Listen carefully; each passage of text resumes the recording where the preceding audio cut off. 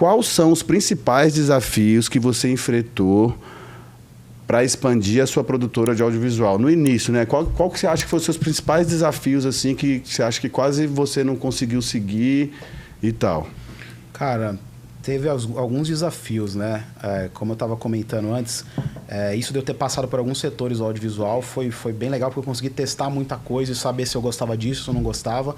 E não necessariamente você vai precisar ficar fazendo isso o resto da sua vida, né? O audiovisual tem muita tecnologia também, você vai evoluindo, às vezes você acaba achando alguma coisa que você quer migrar. Então eu comecei na edição, na época que eu gravava skate eu editava, né? E aí não sabia filmar muito bem ali. Então eu comecei editando, sempre gostei de computador e tal, de tecnologia.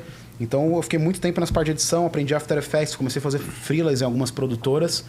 E aí depois eu falei, quando lançou a 5D, 7D ali, eu falei, agora eu quero saber filmar legal, entender um pouco de fotografia e tal. Aí eu fui fazer um curso, na época eu fiz na IC, um curso de direção de fotografia, acho que era 2 meses, 1 mês e pouquinho.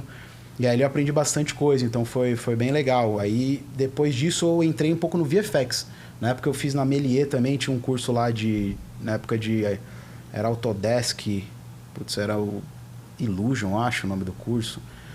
E aí tinha alguns softwares de composição. Que é tipo os Fusion de hoje em dia, essas paradas. Tinha o 3D Max na época, Path Track para fazer track, acho que até hoje tem o Path Track. Era muito mais não tinha complexo, tanta informação, né? É complexo. Hoje é tudo mano? pronto, inteligência artificial, os próprios softwares já tem bastante coisa pré-pronta. O próprio After hoje em dia já faz muita coisa do Premiere, né? Você nem precisa ter o After, já faz Então assim, no caso da produtora, pegando o que você falou, é bom, antes de ter a produtora, você sabe fazer todas as funções, saber fazer todas as funções. Isso é legal. Mas assim, as suas dificuldades, mano, tem a produtora, não sei se começou pela Movie ID. Qual foi a primeira produtora? Como é que chamava? Foi Movie ID. Começou no meu quarto lá, morava com meus pais, então eu fiquei 3 anos trabalhando em casa. E aí o desafio era sair de casa, né? E você começa... Então, peraí, você ficou 3 anos antes de ter seu espaço? Antes de ter meu espaço físico. Aqui porque um parceirão meu... 7 anos. 7 anos. Um parceirão meu...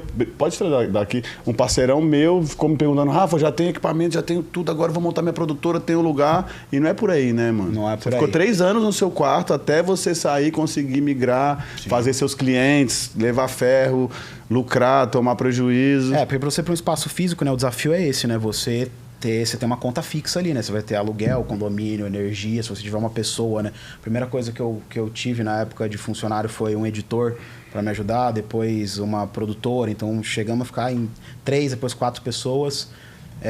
Então o desafio é esse custo, né? E aí você não tem muita... No audiovisual é um pouco difícil você ter uma recorrência, né? Tipo, exato. Você faz um freela, aí o cliente vai... Eu fazia muita coisa de moda na época. Eu fazia as campanhas, os vídeos, né, das campanhas. Então eu tinha, sei lá, 2 ou 3. Inverno e verão. Tinha um 2 ou 3. Às tinha vezes tinha um outro, mas geralmente era 2, né? Inverno e verão, que era sempre junto, né? Outono, inverno e primavera, verão, né? E aí eu tinha algumas coisas assim que eu ia fazendo, mas não era nada garantido, mas eu sempre fui ali poupando, comprando as coisas, e quando eu vi que eu conseguia sair de casa, tinha uma grana já tinha uma grana guardada para poder aguentar alguns meses, né? E aí eu lembro na época quando eu vim pro prédio aqui, eu tinha uma sala de 35 metros, a gente pagava, acho que era 2.000 de aluguel total, dava 1.400, 1.000 e pouquinho, mais condomínio e tal, dava uns 2.000. Já era puta grana na época, 7 anos atrás. Então, eu lembro que eu queria ter uma TV, eu sempre gostei muito de decorar, né? Deixar num espaço bem legal, assim, para trabalhar e ser inspirador, né? Então eu queria ter uma TV na época, eu lembro que a gente demorou uns 5 meses, assim, para comprar a TV, tá ligado? Tinha um espaço lá, já as paradas, mas a TV demorou um pouquinho, aí você vai vendo essa caminhada. Mas o grande desafio é esse, mas só que na época não foi nem financeiro, assim, porque eu já tinha uma grana para poder mudar.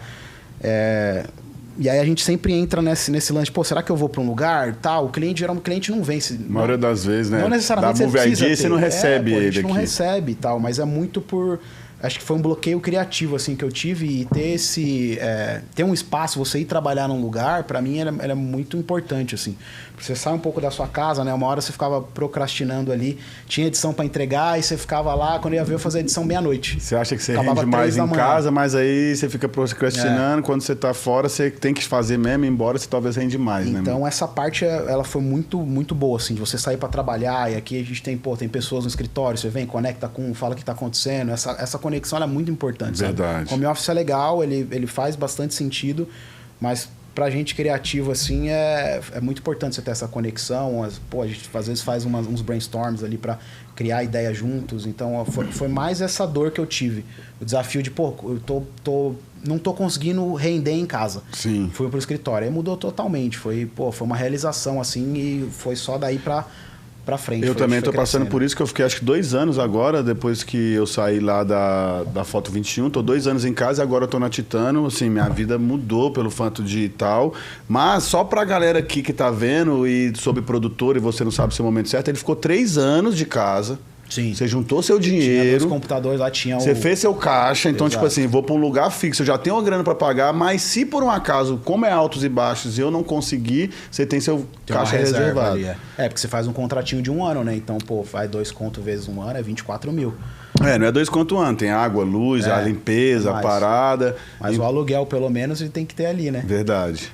Então, assim, pra gente passar para a próxima pergunta, você que está na dúvida se é o aba produtor ou não, a produtora é muito mais como o mundo te vê do que o seu espaço físico. Então, você pode ter um site foda, você tem que ter um portfólio legal.